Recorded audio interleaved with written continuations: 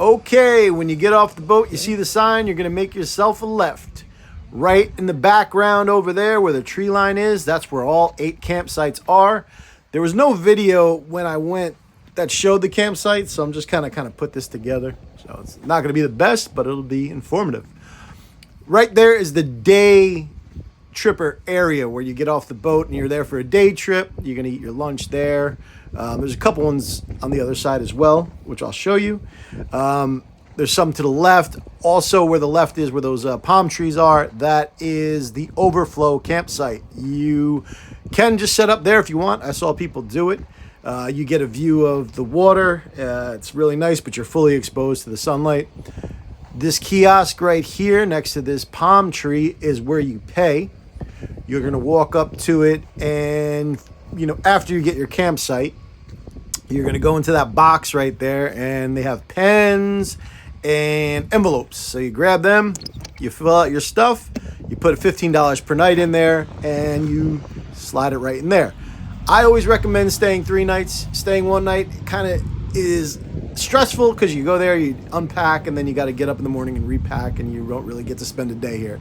So I suggest spending at least 3 nights. 2 nights minimum, but at least 3 nights. Okay, so the first campsite is campsite number 7. I didn't get the number for all of them, but this one is exposed. To the back of me, we're facing the west, so you're going to get a lot of sunlight right here. You can hang your garbage and stuff there. Good news about this site is really close to the walkway where the beach is. Also, it is closer to the bathrooms as well. So if you want to go to the bathrooms a lot, you can get site number 7.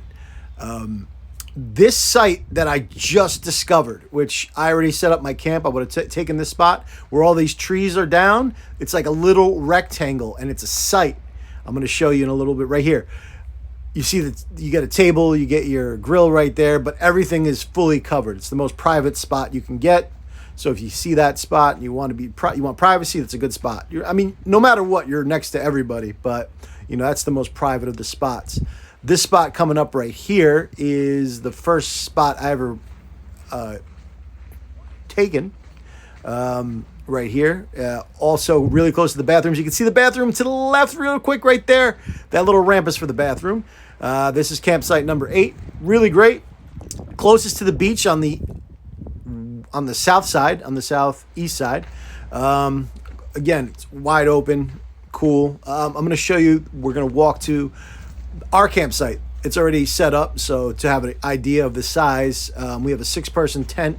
And we have all our stuff out, so you get your grill, you hang your garbage and whatever you want onto the pole. I was trying to look for the number here, but I couldn't find it.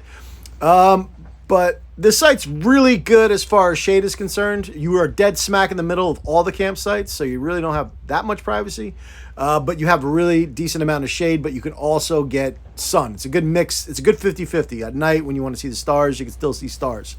And moving forward, right next to it is the campsite that our friends stayed at. They came there. It's campsite number 4. You're going to get your grill table.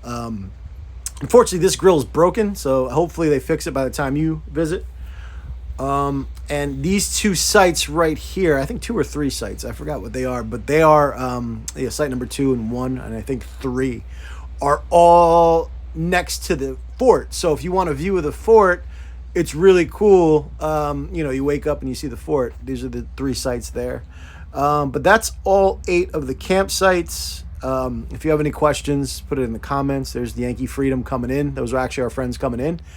I'm going to show you the last site. But yeah, that's basically it. Those are all sites that we have. This one's right here, also exposed, but it's closest to the beach on the west side.